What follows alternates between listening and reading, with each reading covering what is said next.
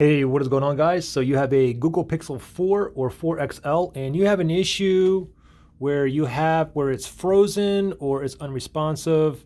Maybe you're not able to swipe, or maybe you have an app that's frozen and you're not able to restart your Pixel 4. So the way to fix that is very, very simple. What we're going to do is we're going to force it to restart. And how do you do that?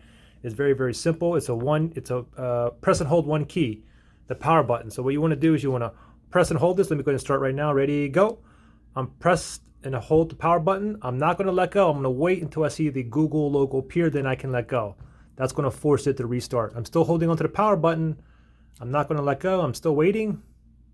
Still waiting here. I'm still holding on to the power button. I'm not going to let go. Google logo, let go, and you should be back up and running. Any questions or anything, just comment below.